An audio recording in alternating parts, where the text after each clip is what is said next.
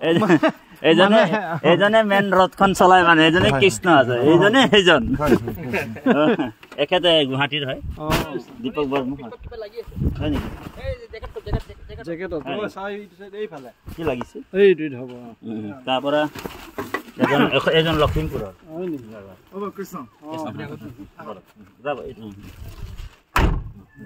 এই কৰঙাতে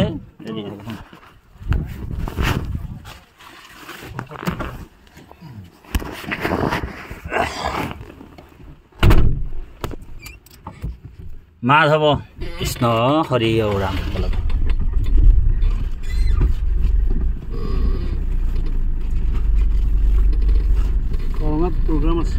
কৰঙাত বাপৰ আছে প্ৰগ্ৰাম মোৰো আছে আমি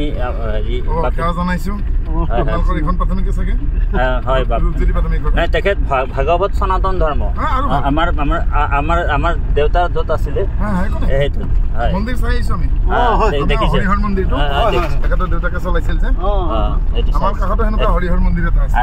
এখেতলোকৰো হেৰিটো দেখাই দিম মই অকণমান গৃহটো মই দেখুৱাই দিম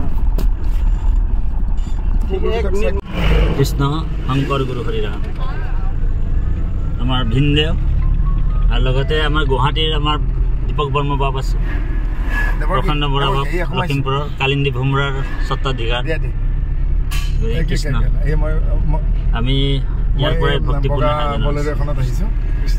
কৃষ্ণ স্কুলৰ কাষেদি টাৰ্ণিং লৈছোঁ আজি শংকৰ সংঘৰ সেৱা সেৱিকা আছে ভকতে আছে তোমাক এটা পদত বুজাইছে কি কাৰণে বুজাইছে তোমাক সেৱা তুমি কৰিব লাগিব ৰাইজক সেৱা কৰিবৰ কাৰণে পঠিয়াইছে পদৰ মৰ্যাদাৰ কাৰণে সেইকাৰণে ব্ৰহ্মাই বোলে মোৰ এইটো কাৰণে যদি অহংকাৰ হৈছে মোৰ পদটো নালাগে যেনে তেনে মোক ভকত কৰি দিয়া ভকত হ'বলৈহে বিচাৰে আমি লগ পাইছোঁ ভাগৱতত প্ৰহ্লাদে কি বিচাৰিলে প্ৰহ্লাদক বোলে তুমি তোমাৰ পৰীক্ষাত আমি তোমাক মই যি লাগে তাকে দিব পাৰোঁ ধৰ্ম অৰ্থ কাম মুখ্য যি বিচাৰে তাকে দিব পাৰোঁ প্ৰহ্লাদে খুব কাতৰে প্ৰাৰ্থনা কৰিলে ৰত্নাৱলী শাস্ত্ৰ তুমি মোৰ প্ৰিয়তম পুৰোহিত বান্ধৱ তুমি বিনে প্ৰিয়তম নাহিকে দেৱ জানি ল'লোঁ শৰণ অভয় চৰণত যেবে মই ভৈলো তজু দাস স্বৰূপ কৰিবা অৱশ্যে কিবা মকদা মোদৰ পাইবোৰ নিশ্চয় খাওঁ তজু ভকত আমাৰ ভকতসকলে বহিছোঁ আমাৰ এই ভকতসকলৰ কাৰণে ব্ৰহ্মাৰ আগ্ৰহ আছিল আমাৰ প্ৰহ্লাদৰ আগ্ৰহ সকলোৱে আগ্ৰহ কাৰ প্ৰতি ভকত হ'বলৈ এতিয়া ভকত হ'বলৈ মানে কি সৎসং ল'বলৈ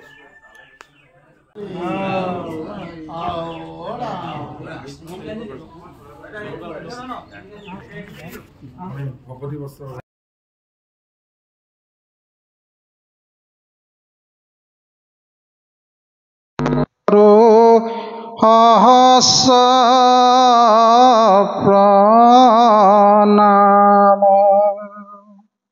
ভাল মোৰ আজি এই পবিত্ৰ সেৱাস্থলীত উপবিষ্ট আজি এই সভাভাগত সভাপতিৰ আসন উপবিষ্ট থকা আমাৰ অতি শ্ৰদ্ধাৰ সভাপতি বাপজন আৰু প্ৰমুখ্যে আমাৰ আজি গুৱাহাটীৰ পৰা নিমন্ত্ৰিত কৰি অনা আমাৰ ভাগৱতৰ ব্যাখ্যাৰ অনুষ্ঠানত নিৰ্দিষ্ট বক্তা আমাৰ দীপক বৰ্মা বাপজন উজনিৰ পৰা নামনিলৈ তেখেতে গুৰুজনাৰ আধ্যাত্মিক আৰু বিজ্ঞানসন্মতভাৱে বিশ্লেষণ কৰি তেখেতে শ্ৰীমন্ত শংকৰদেৱ সংঘক এটা পৰ্যায়ত আগবঢ়াইছে আমাৰ অতি শ্ৰদ্ধাৰ সুহৃদ বান্ধৱ আমাৰ মূলৰ প্ৰচাৰ শাখাৰ প্ৰচাৰক অনিল বাপজন তেখেতেও ভাগৱতত দিনে ৰাতিয়ে উজনিৰ পৰা নামনিলৈ ভাগৱত তত্ত্বদৰ্শনেৰে আপ্লুত কৰি আছে আজি তেখেত দুজন বাপ আমাৰ মাজত আছে আৰু আমি ইয়াত আমাৰ উত্তৰ পূব আঞ্চলিকৰ আমাৰ অতি মান্য আমাৰ শ্ৰদ্ধাৰ আমাৰ প্ৰচাৰ শাখাৰ দুটি কথা কৈ আপোনাৰ হ'ব আমি কোৱা বাক্যবিলাক অজানিতে অপৰাধ হ'ব পাৰে, এইটো আপোনাৰ হ'ব শ্ৰীচৰণৰ যোগেদি প্ৰভু ভগৱন্তৰ শ্ৰীচৰণলৈ বুলি আমি সেৱা নিবেদিছোঁ। কৃষ্ণ জয় গুৰু। নাও হৰি আও ৰাম ক'লে সাৰুৱা কথা ক'লে, শ্ৰীমন্ত শংকৰদেৱ সংঘৰ সেৱা বাহিনীৰ কথা ক'লে। গতিকে আমি তেখেতলৈ আন্তৰিক শ্ৰদ্ধা জ্ঞাপন কৰিলোঁ। কৃষ্ণ।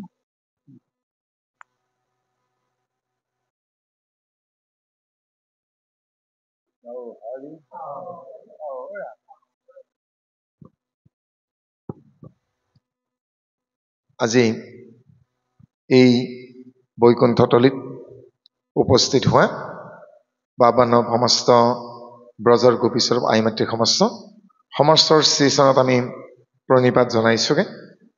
আমি আপোনালোকৰ কুলাৰ সন্তান, আমি অতি আপোনালোকৰ বয়সো চুব পৰা নাই, গুণকো চুব পৰা নাই। আমি মাত্ৰ অনুশীলন কৰিছোঁ আপোনালোক জ্যেষ্ঠজনক দেখি।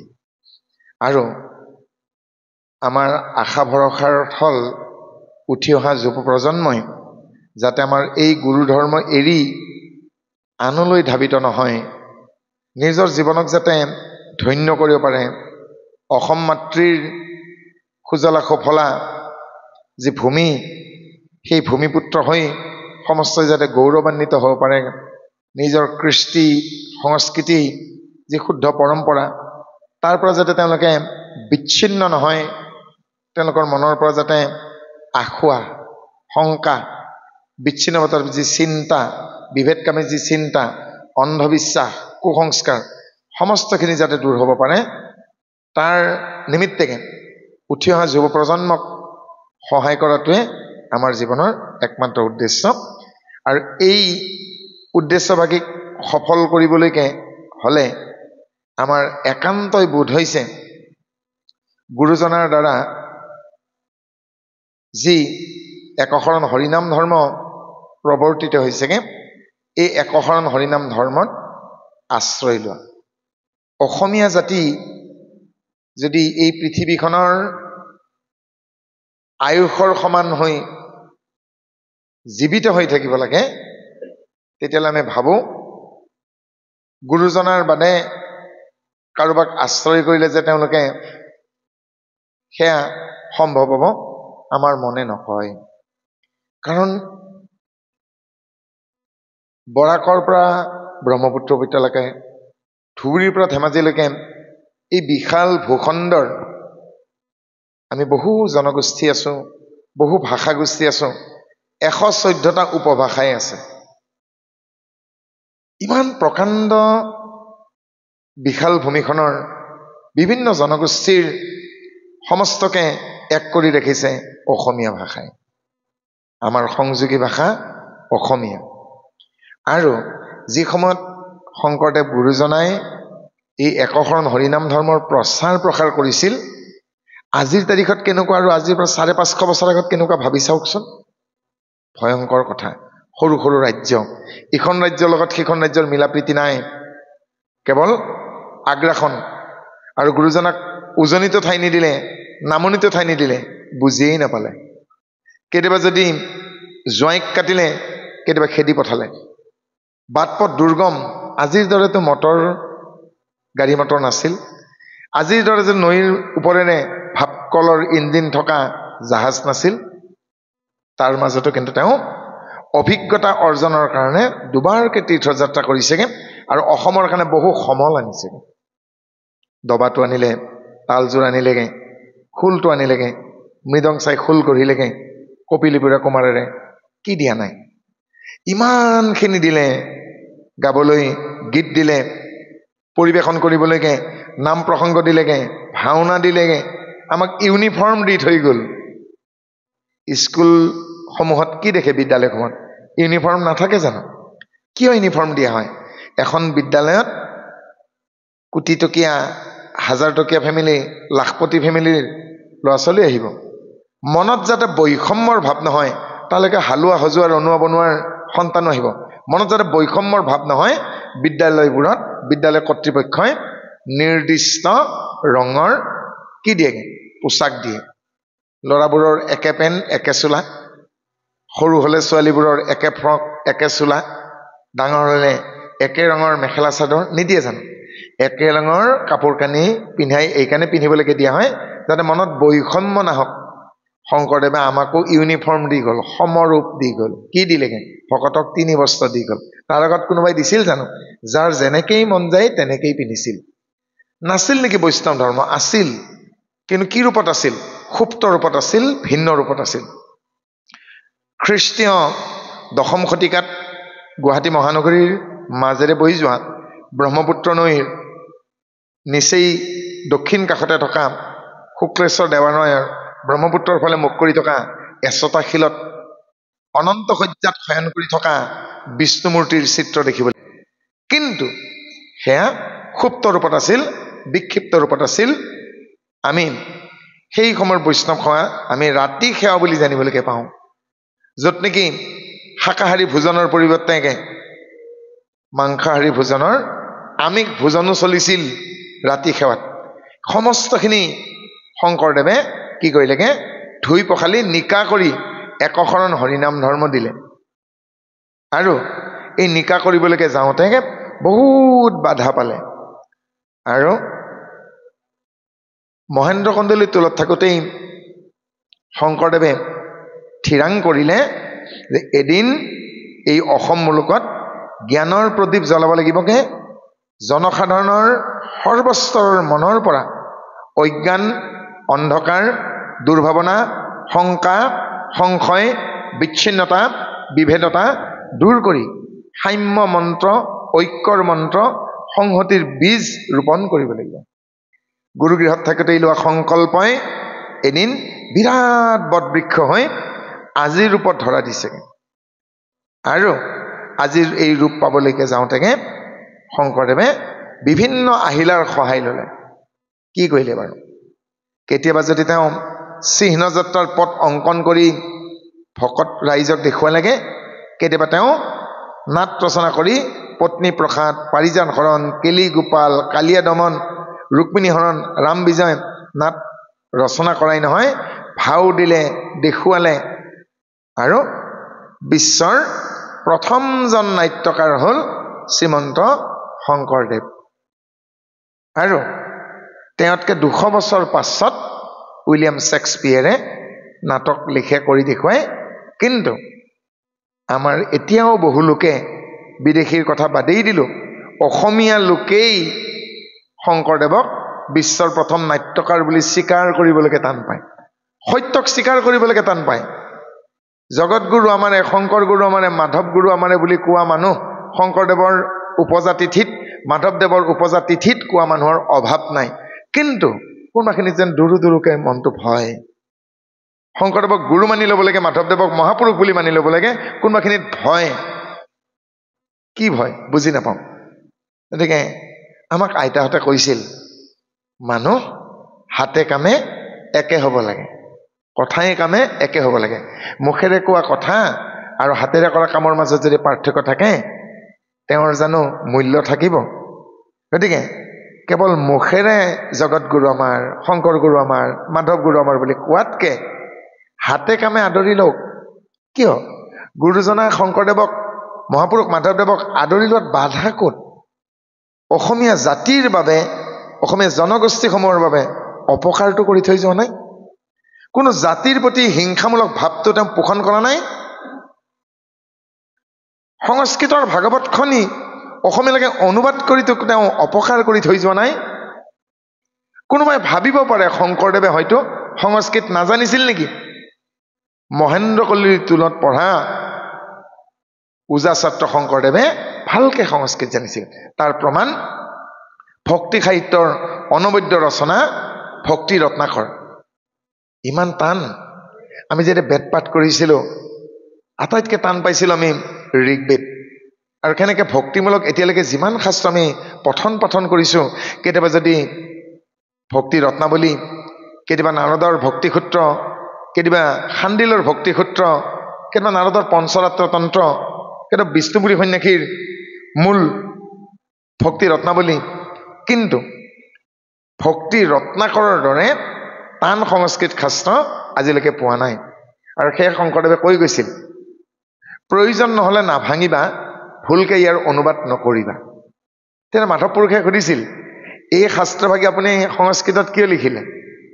তেতিয়া শংকৰদেৱে মাধৱদেৱে কৈছিল, বঢ়াৰ পো, কোনোবাই বদনাম কৰিব পাৰে যে শিৰোমণি ভূঞা, কুসুম্বৰ ভূঞাৰ পুত্ৰ শংকৰে সংস্কৃত নাজানে, যে মই মূল সংস্কৃত চাই শাস্ত্ৰসমূহ অনুবাদ কৰিছোঁ, আৰু মই যাতে সংস্কৃত নাজানো বুলি কোনো নাভাবক, সেইকাৰণে সংস্কৃততে এই ভক্তি ৰত্নাকৰ ৰচনা কৰিলোঁ।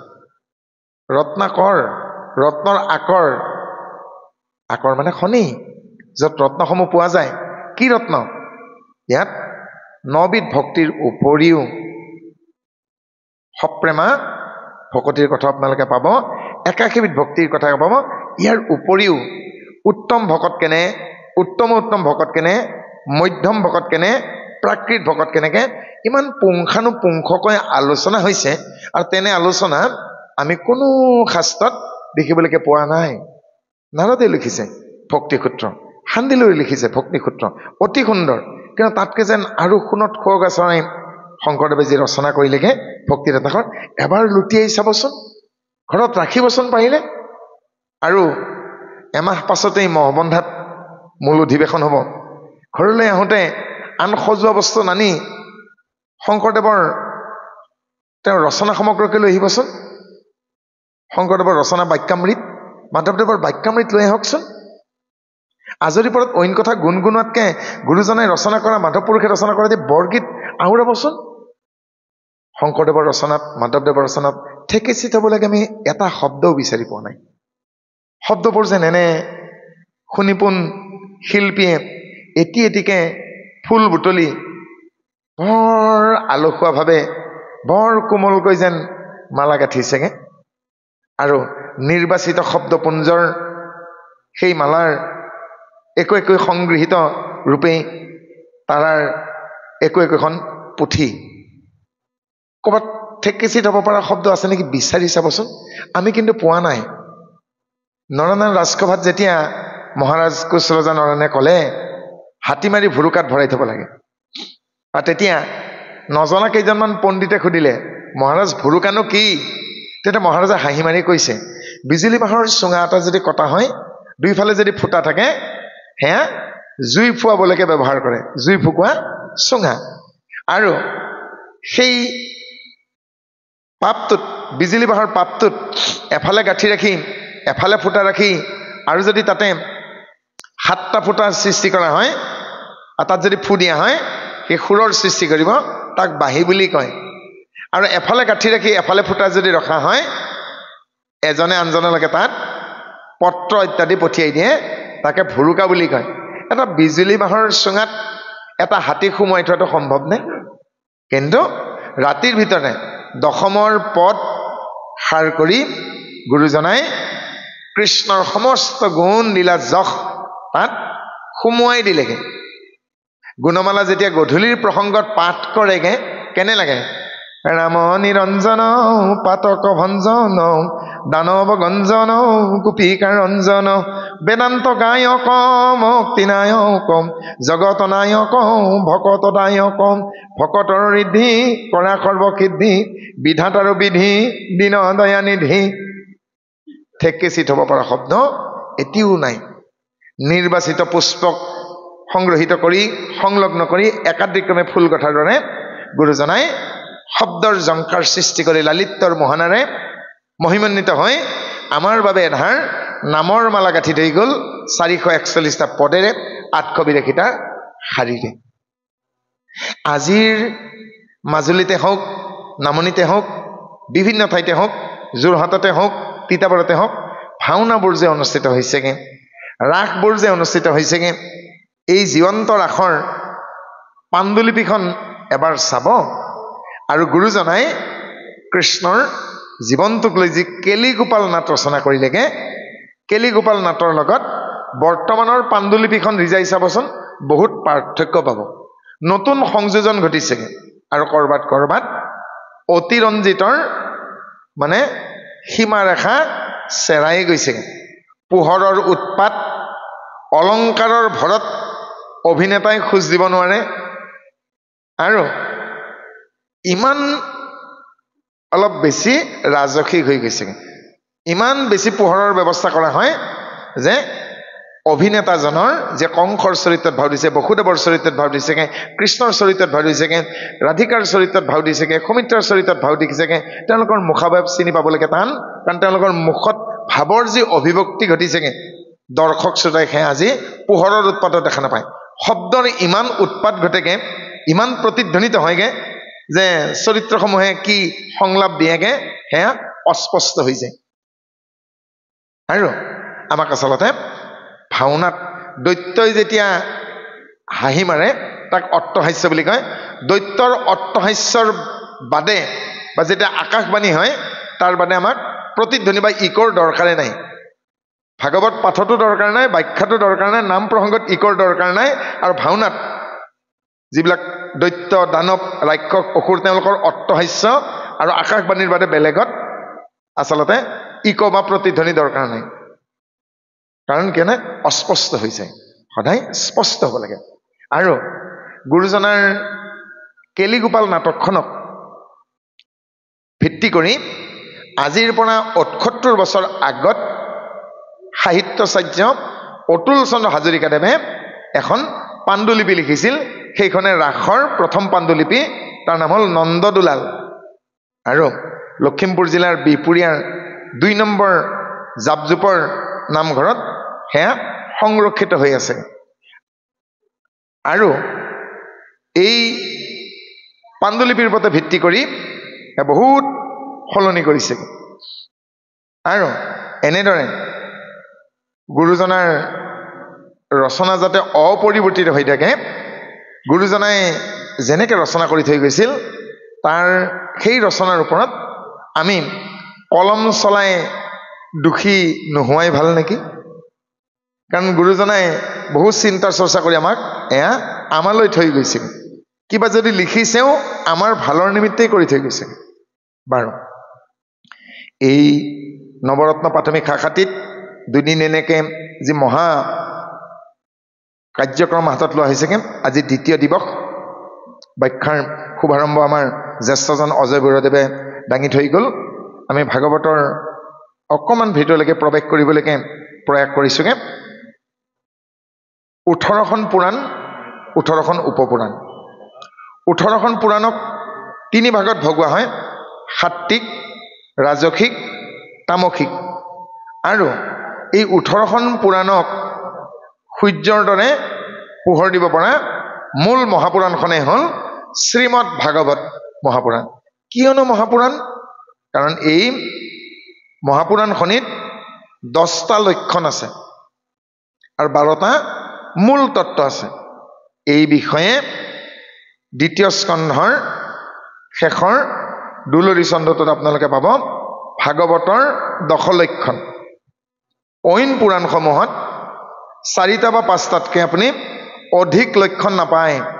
সৰ্গ, বিসৰ্গ, মনন্তৰ, বংশানুচৰিত, ইয়াতকৈ আৰু বেছি লক্ষণ অইন পুৰাণত নাপাব। কিন্তু শ্ৰীমদ ভাগৱত মহাপুৰাণত 10 লক্ষণ সম্পূৰ্ণ আছে। সৰ্গ, বিসৰ্গ, স্থান, পোষণ, উটি, মনন্তৰ, নিৰোধন, মুকুতি, আটাইকেইটি লক্ষণ ইয়াত বিৰাজমান। এই ভাগৱতখনৰ মূল তত্ত্ব 12টা: জীৱ, ঈশ্বৰ, মায়া, তৰণ, জ্ঞান, বিজ্ঞান, তদং, ৰহস্য, জাতি, দ্ৰব্য, গুণ, ক্ৰিয়া। ভাগৱতৰ সংক্ষিপ্তকৰণ ভাগৱতৰ শিৰোনামাৰ তলতেই আপোনালোকে পাব: ও নমো ভগৱতে বাসুদেৱায়। সম্পূৰ্ণ যদি এই 12টা আখৰৰ 12টা মন্ত্ৰ লাগে তেতিয়াহ'লে আমাৰ শিৱসাগৰ জিলাৰ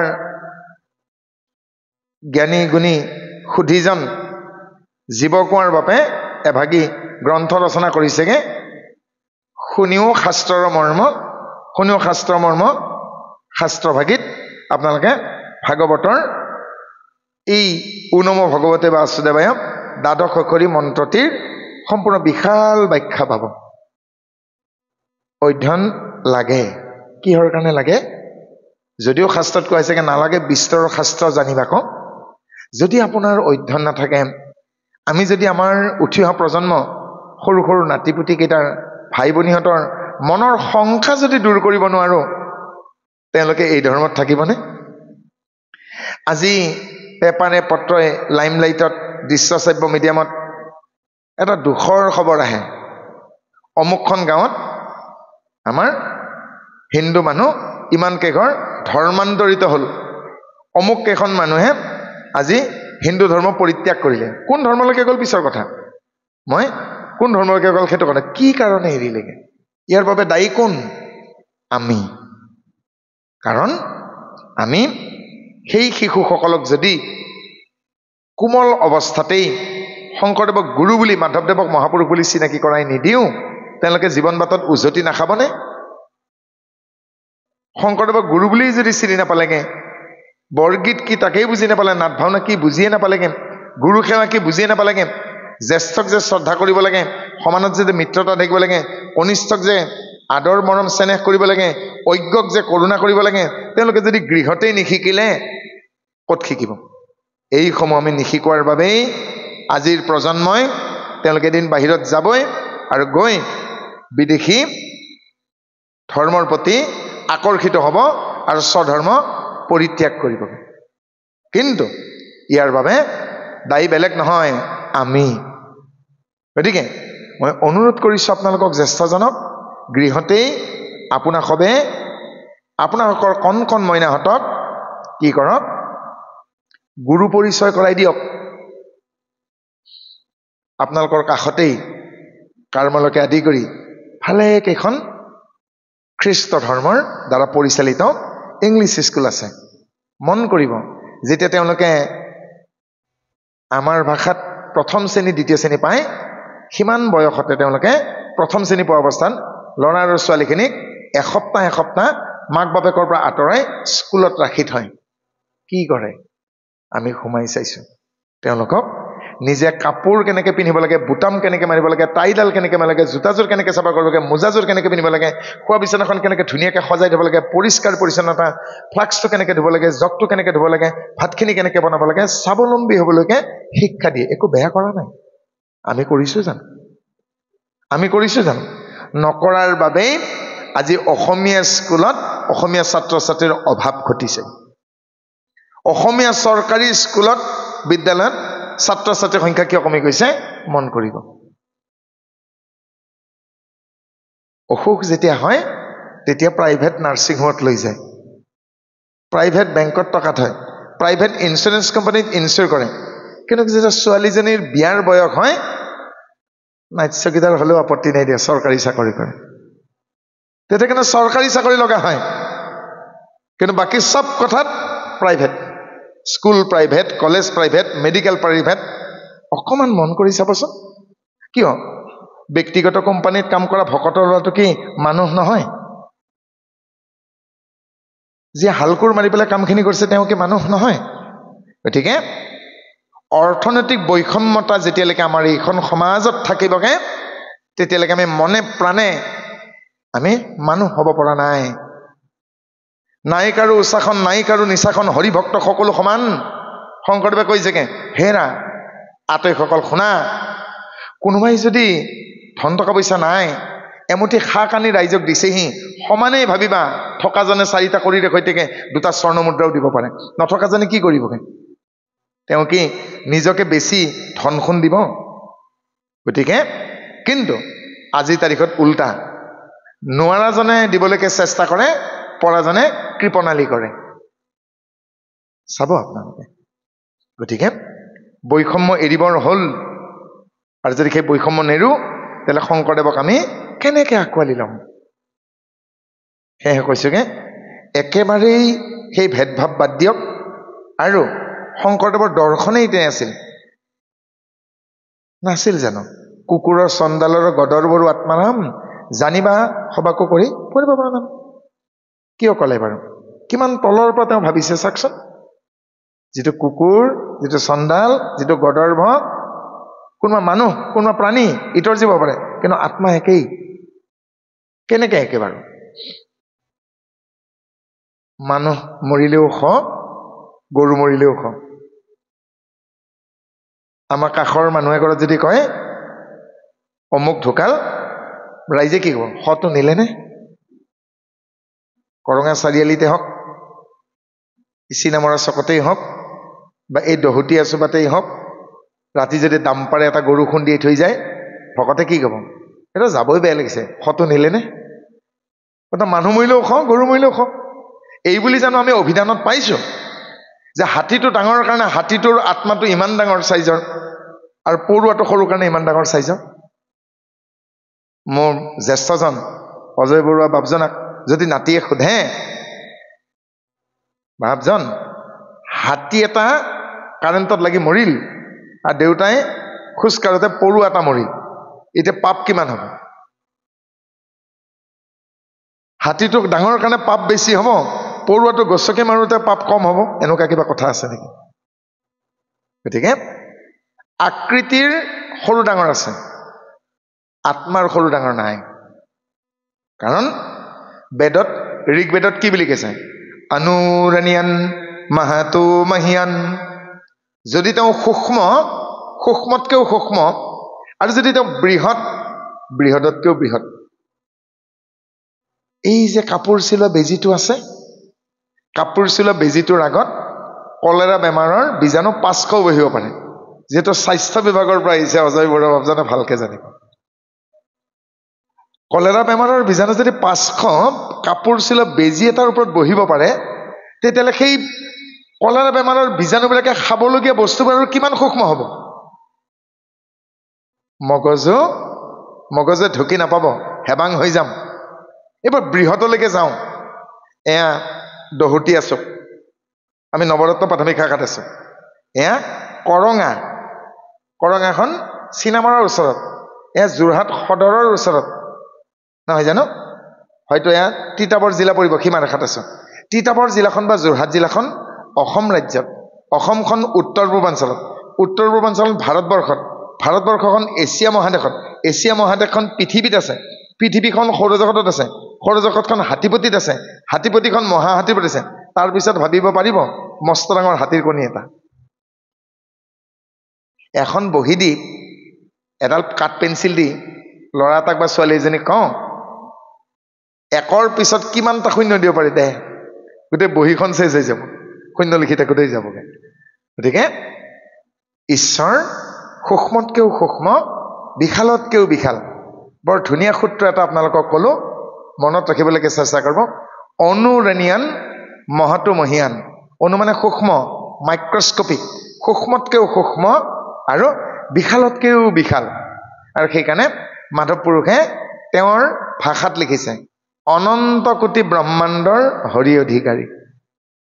সেই বিশাল বিশ্বৰ হৰ্তা কৰ্তা ভৰ্তা বিধাতা পৰম ব্ৰহ্মক এটি বাক্যৰে শংকৰদেৱে কীৰ্তন পুথি আৰম্ভ কৰিছিল।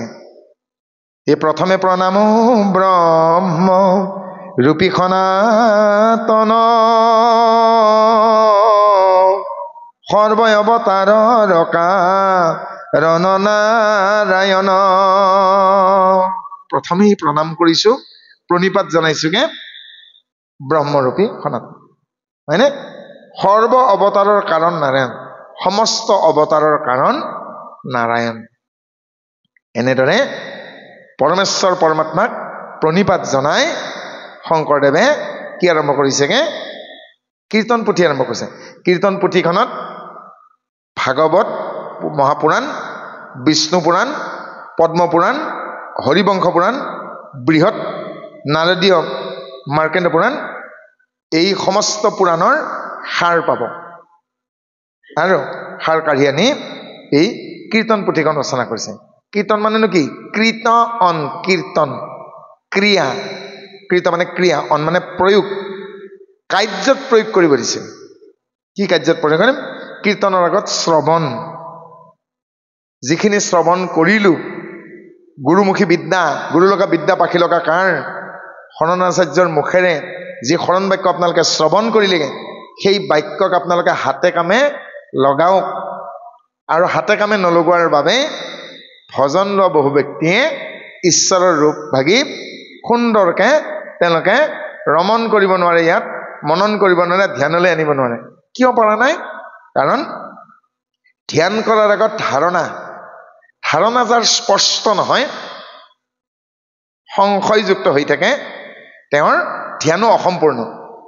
যোগৰ 8টা অংগ আছে। এই বিষয়ে